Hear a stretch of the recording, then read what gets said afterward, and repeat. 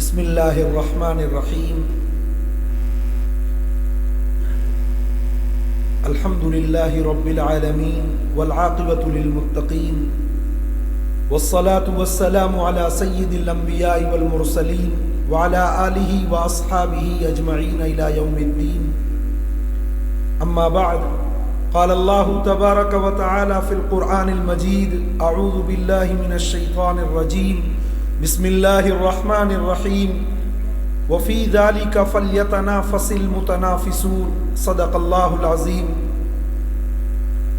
Stage پر تشریف فرما اکابر علماء کرام، عزیز و گرامی قدر طلباء دارالعلوم العربیہ الاسلامیہ جودھپور کے سالانہ انعامی مقابلے میں اردو بزم کی طلباء کی تقریر کا پروگرام علماء کرام کی موجودگی میں آپ طلباء نے پیش کیا۔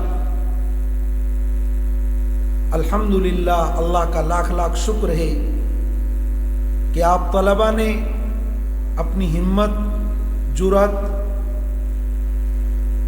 حوصلہ، تصحیح الفاظ اور پرجوش لب و لہجے میں جس جگہ جہاں پر جو بات جس انداز میں بیان کرنے کا جو طریقہ ہے، میرے خیال سے تمام طلباء نے بہترین انداز میں پروگرام پیش کیا۔ کوئی تعریف نہیں ہے، حقیقت ہے یہ۔ جب اسٹیج پر ہم کھڑے ہوتے ہیں تو ہمارے پیر لڑکھڑاتے ہیں، زبان سے کچھ کہنا چاہتے ہیں، کہنا کچھ پڑ سکتا ہے اور کچھ اور نکل جاتا ہے۔ علماء کرام کی موجودگی میں بالخصوص بولنا بہت بڑی بات ہوتی ہے۔ آپ طلباء نے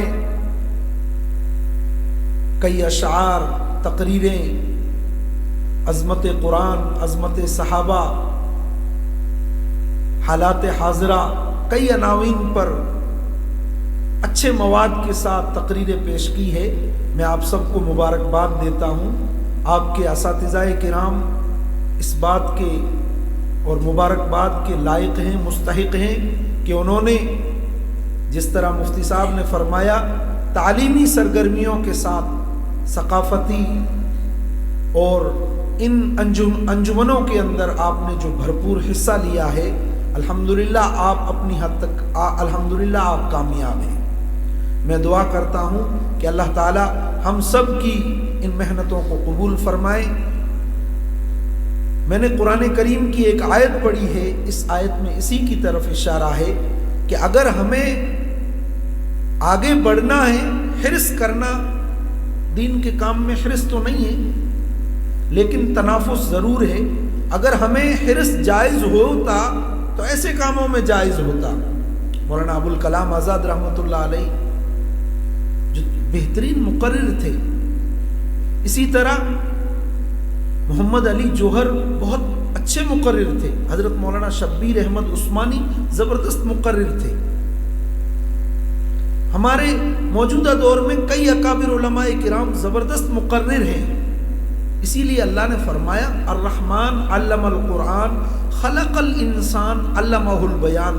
انسان کو اللہ نے بہترین بیان کی صلاحیت دی ہے، آپ ان صلاحیتوں کو اجاگر کیجئے۔